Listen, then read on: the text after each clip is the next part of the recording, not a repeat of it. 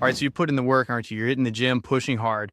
And then, life happens. Social life kicks in. Maybe it's that post-work happy hour or a weekend thing with friends, drinks start flowing. Ever stop and think, could this enjoyable part of my life be kind of undermining all that sweat in the gym?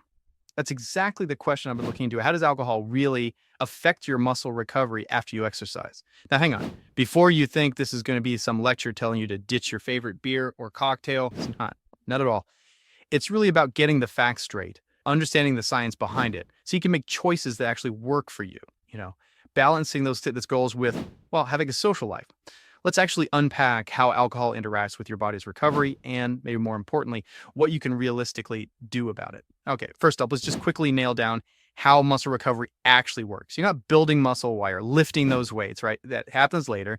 That was when your body's resting, rebuilding. Think of it like renovating a house. The workout, that's the demolition phase, breaking stuff down. Recovery is when the construction crew comes in to rebuild, make things stronger. And for that rebuild to go smoothly, your body needs a few key things. It needs solid sleep. I mean, that deep restorative kind. Good nutrition, obviously, staying hydrated, and just, well, time, patience. Now, here's where alcohol kind of throws a spanner in the works. It can be like that unexpected delay that messes up a whole construction schedule. So let's get into the specifics. 5 main ways alcohol can interfere with your recovery. First, it can slow down the actual muscle building process. Remember that construction idea? Well, building new muscle tissue. That's called protein synthesis. Think of it as your body's bricklayers, putting down new bricks. Now, having drinks right after your workout, it seems like that could actually tell those bricklayers to take a longer break than planned. Studies show it can hinder those repair processes, makes it harder to build the muscle you're working for. The good news, though, is timing seems pretty important here. Maybe give your body a couple of hours post-workout. Get some protein in first, fuel that repair process before you have a drink. Makes sense, right? Fuel the crew before they clock out. Okay, second point. Hormones. Alcohol can mess with your hormones. These little chemical messengers, things like testosterone and growth hormone, they're like the project managers for recovery and muscle growth. Super important. But when you drink alcohol, especially, more than just 1 or 2, it can actually lower the levels of these key hormones. And that's really the last thing you want when you're trying to get stronger. So again, timing and amount matter. Regularly drinking, especially right after training or making it a daily thing, that could really work against your goals. But an occasional drink, maybe enjoyed a few hours away from your workout, generally less of an issue. You just don't want to sideline your best managers when they're most needed. All right, third thing on the list, dehydration. We've all been there, right? That dry mouth feeling the next morning. Well, alcohol is a diuretic, fancy word, but it just means it tells your kidneys to flush out more water. It pulls fluid from your system.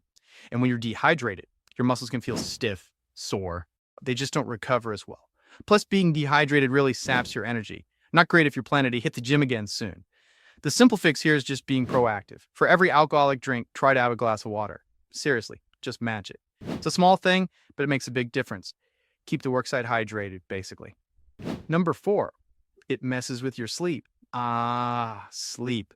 The unsung hero of recovery, truly. You might think a drink helps you nod off faster, and maybe it does initially, but the real problem is that alcohol disrupts your sleep quality.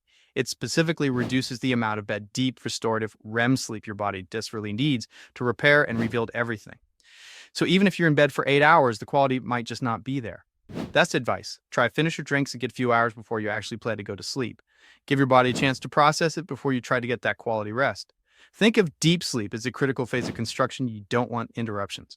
And finally, number 5, it can increase inflammation.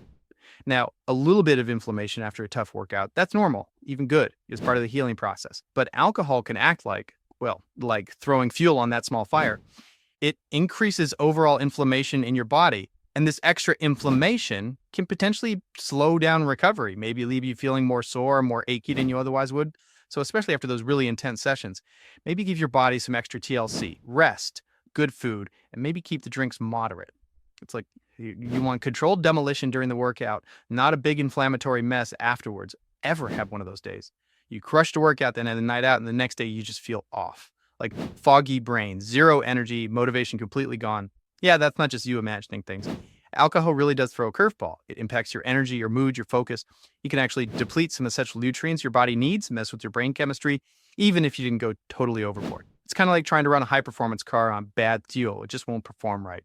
Now, look, I'm not saying you need a cabinet full of supplements, but there are a couple of key nutrients that can offer some support.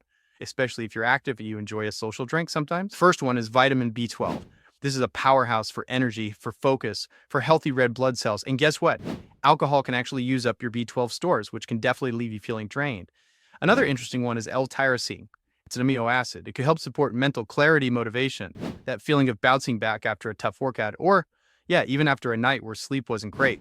And full disclosure here, as the founder of Cloud9, we actually included both B12 and L-Tyrosine in our daily restore formula. We were specifically thinking about active people who might need that bit of extra support after having a few drinks. Okay, so practical tips. How do you balance the training and the social life without feeling guilty or like you're sabotaging yourself? First, and this is a big one, refuel first. Eat a proper meal before you start drinking. Your body needs those nutrients. Second, hydration, hydration, hydration. Keep that water coming alongside any alcohol, non-negotiable. Third, protect your sleep. Treat it like gold, because for recovery, it pretty much is. Fourth, maybe plan ahead. But you know you're going to have drinks. Maybe schedule a rest day or just a later workout the next day. Listen to your body. And finally, and this is really important, cut yourself some slack. Be kind to yourself. One night out isn't going to wreck all your progress. It's truly about finding a sustainable balance that fits your life. So, who really needs to turn into this? Well, if you're hitting the gym regularly, but also enjoy socializing, this is definitely for you. If you're that weekend warrior trying to maximize recovery, yep, pay attention. If you're being kind of frustrated, wondering why you're not seeing the results you expect despite putting in the effort, yeah, your drinking habits could be part of that puzzle. And honestly, anyone just trying to find that healthier balance between fitness goals and, actually enjoying life's social moments can probably benefit from understanding this stuff better. So let's wrap this up. What's the big takeaway? It's not about needing to give up alcohol completely to make progress. Not at all. It's really about understanding how it interacts with your body, especially that recovery process. That knowledge, it puts you in control. It lets you make smarter choices. Choices that support both your fitness ambitions and your social life. Progress isn't about being perfect 100% of the time. It's about being informed, being proactive, and taking care of yourself strategically. So maybe just think about how these ideas fit into your own routine. How can you support your body better while still enjoying those times with friends? That right there is the real win. That's a wrap for today's episode. If you got something out of this, do me a quick favor, leave a rating and review on whatever podcast platform you're listening on. It helps keep the show going and would mean the world to me. Got ideas, comments, or questions? Shoot me an email at mike@trycloud9.com. I'd love to hear from you. And if you're looking for extra support, check out Cloud9, makers of Daily Restore, a once-a-day supplement to support your body from alcohol's effects, and Rise and Unwind AM/PM, a 24-hour combo to curb cravings, balance mood, and improve sleep when taking a break. Go to trycloud9.com and use the code PODCAST to save 15% on your next order. Thanks for listening, and I'll catch you next time.